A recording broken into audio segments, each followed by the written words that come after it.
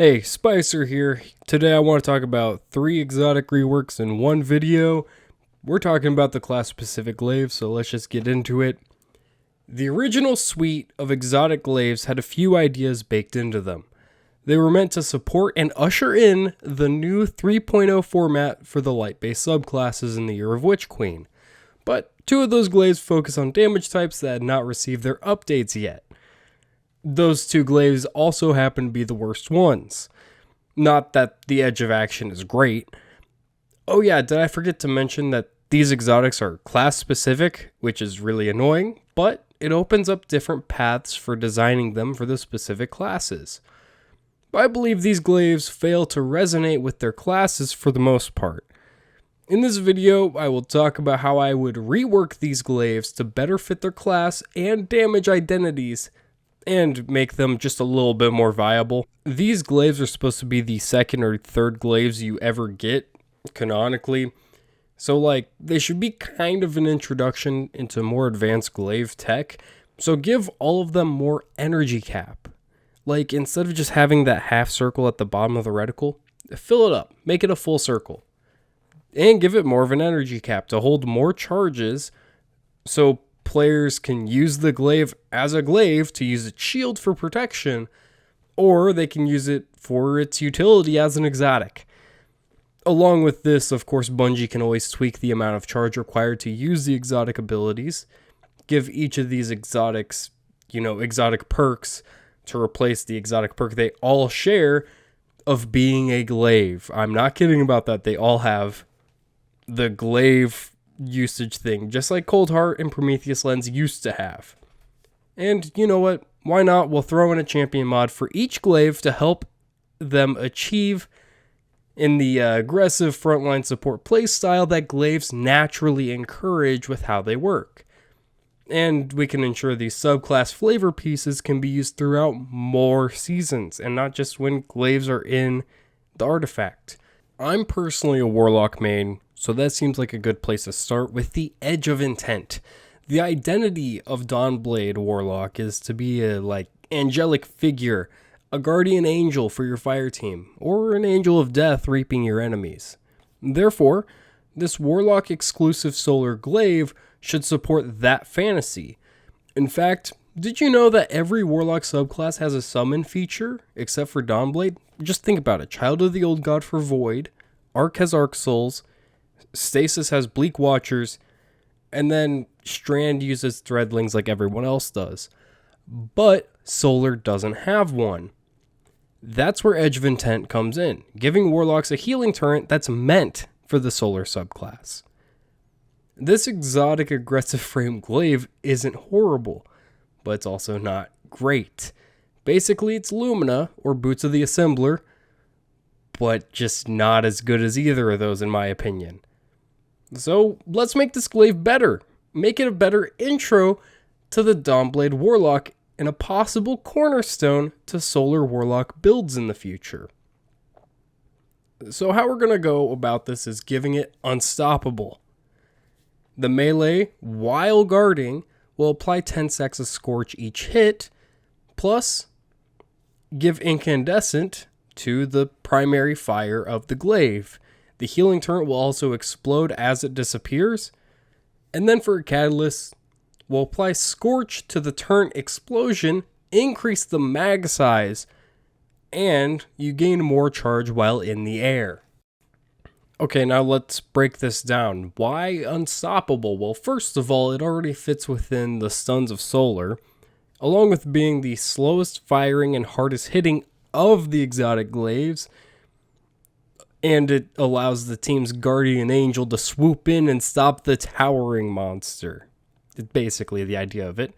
An interesting angle I'd like to see more for glaives is to have a heavy melee attack. Basically, while guarding, you're consuming shield energy. So what if melees gained enhanced functionalities in this mode? Applying Scorch to melees seemed like a nice way to emphasize Solar 3.0 and increase your overall damage. Same goes for Incandescent. Making the turret explode does very little to help if I'm being honest, but in the rare case an enemy is in the radius of the explosion, it's free damage. The Catalyst gives that explosion Scorch to help you play more aggressively with your turrets, and makes the glaive charge faster in the air to help fuel that angelic identity. And increasing the mag size is to help curb the worst part of aggressive glaives. So that was my idea on how to fix the Edge of Intent Exotic Warlock Glaive.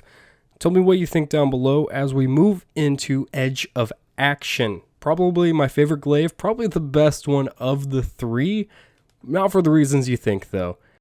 The Sentinel Titan is meant to lead their team and protect them from the front lines. Of course, the old diamond for the banner shield was called Way of the Commander, so it was more reflective back then, but now you still see those pieces built into the subclass, with the ability to spread volatile across the whole room, give your team Void Overshield in the heat of combat, giving them damage resistance and more health effectively, and ways to give them damage buffs on Void and not Solar. So how do we get that in Edge of Action? Well, honestly, with the bubble that Edge of Action provides, it's pretty good. It's pretty well on brand for Void Titan, and I think that's great. Most people use it on Stasis, but that's not the point. So yeah, I think it still needs buffs to make it better on its own, but overall it does fit the identity of Void and Titan. So yeah, let's just get into some changes to make it more viable. We'll give Edge of Action anti-barrier, along with, while you're guarding, your melee attacks deal void damage instead of kinetic, and deal increased damage. Projectiles will pierce targets, and then the Catalyst. Every third heavy melee, or melee while guarding, will have the ability to suppress, along with combatants become volatile after entering your bubble. Let's break down these Edge of Action reworks. Why is it anti-barrier? Basically, you place down your own barrier, so why not shatter other people's barriers? I think that's fine. And then, if you're guarding, you can, deal more damage with your melee attacks and they deal void damage. This is for close encounters, which you're bound to have with a glaive, especially one where you place a bubble for safety. An enemy comes in, you guard, melee, deal a ton of damage to them, and it's void damage, so it can synergize with your build more. Next, projectiles pierce targets. It works the same way as Thorns. Originally, I thought about making it basically Titan's Ramparts for, your Barricade, your Ward of Dawn, and your Edge of Action bubble, but that would really destroy PvP and be pretty strong in PvE, so probably not the best. So we're going to make it pierce combatants. I think that's a great way to handle it. It gives you more energy for your glaive, so you can do a lot of the other stuff more often. So yeah, the Catalyst for this gives every third heavy melee, so that melee while guarding, every third one of those has the ability to suppress combatants, which will give you another keyword on this thing. Because I think, suppress is overload. So you'll be able to stop overloads and barrier champions with this. But for the overloads, you have to be in their face and hope they don't teleport away or kill you possibly.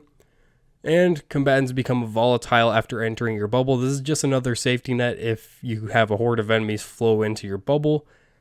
They become volatile and you can sit there meleeing and hopefully killing all of them fast enough. Anyways, that's just how I would buff Edge of Action.